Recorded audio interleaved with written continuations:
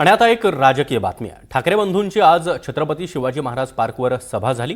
धर्मेंद्र प्रधान यांनी राजीनामा दिल्यानंतर ठाकरे बंधूंनी जल्लोष सभा घेत केंद्र सरकारवर निशाणा साधलाय। देशामध्ये जेन्झींनी सरकारच्या झिंज्या उपटल्या अशी टीका राज ठाकरे यांनी केली आहे। तर अंधभक्तांविरोधात देशभक्त जिंकले, आता भाजप विरोधात भारत असा संघर्ष असल्याचं उद्धव ठाकरे म्हणाले। त्यावेळी बोलताना त्यांनी केंद्रीय मंत्री नितीन गडकरी त्याचबरोबर निर्मला सीतारामन यांना देखील जोरदार टोला लगावलाय। दरम्यान ठाकरेंच्या जल्लोष सभेला मोठ्या संख्येने तरुणाईंनी रस्त्यावर उतरल्याचं पाहायला मिळालं। विशेष म्हणजे या सभेवेळी कोणत्याही पक्षाचा झेंडा नव्हता, तर तरुण वर्ग हाती तिरंगा घेऊन या सभेसाठी शिवाजी पार्कात दाखल झाला होता।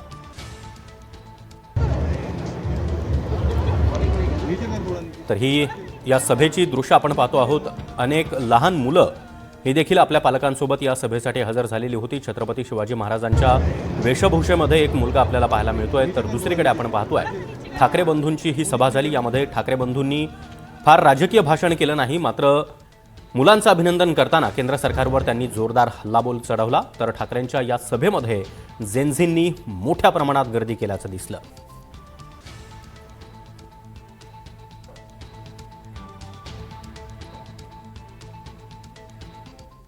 दरम्यान या सभेच्या माध्यमातून उद्धव ठाकरे यांनी केंद्र सरकारवर जोरदार हल्लाबोल केलाय आणि याच टीकेला मुख्यमंत्री देवेंद्र फडणवीस यांनी देखील प्रत्युत्तर दिलंय।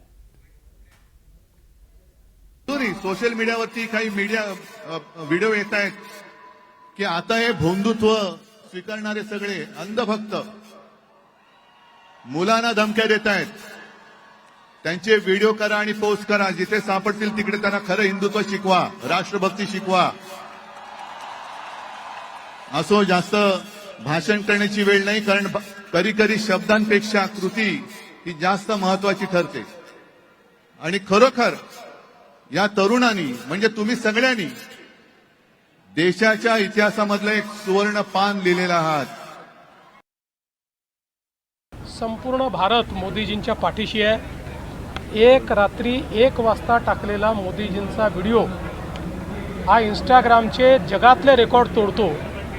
याच्यावरूनच लक्षात येतं की भारत कोणाच्या पाठीशी